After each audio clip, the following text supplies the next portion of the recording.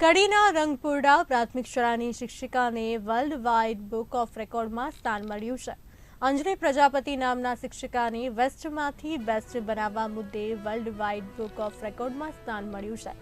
Single use પ્લાસ્ટિકથી પર્યાવરણને બચાવવાનો ભગીરથ પ્રયાસ કર્યો. સામાજિક વિજ્ઞાનના શિક્ષિકા દ્વારા નવતર પ્રયોગ હાથ ધરાયો હતો.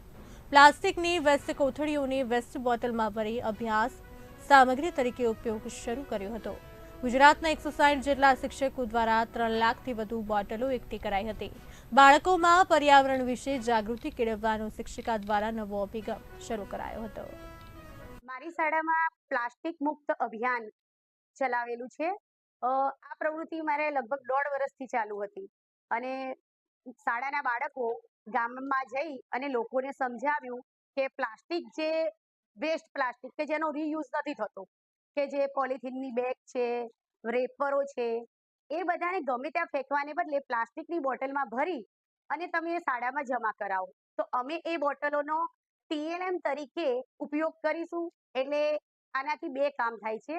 એક તો પ્રદૂષણ ઓછું થાય છે અને બીજું બાળકોની અંદર પણ પર્યાવરણ સ્વચ્છતા રાખવા માટેના ગુણો કેળવાય છે. સામાજિક વિજ્ઞાનની ટીચર છું એટલે મારા અભ્યાસમાં જ ભૂમિ પ્રદૂષણ ભણાવવાનું આવે છે. એટલે મને વિચાર થયો કે ભૂમિ પ્રદૂષણ ભણાવવું એની સાથે હું એક પ્રોજેક્ટ કરું અને એ અંતર્ગત મેં પ્રોજેક્ટ કર્યો અને એમાં મેં પછી જે ખતરનાક કહેવાય ભૂમિ પ્રદૂષણ માટે કે પ્લાસ્ટિક, તો એ પ્લાસ્ટિક હું એકઠું કરી અને એને એવી જગ્યાએ ઉપયોગ કરું કે જેથી ભૂમિ પ્રદૂષણ ઓછું થાય. બુક ઓફ રેકોર્ડમાં પ્લાસ્ટિક મુક્ત અભિયાન ચલાવવા માટેનું ભાગીદારી હતી અને એમાં અમે મારી શાળા વતી મેં ભાગીદારી નોંધાવી હતી અને એમાં પ્રમાણપત્ર અને શિલ્ડ આપીને સન્માનિત કર્યા હતા.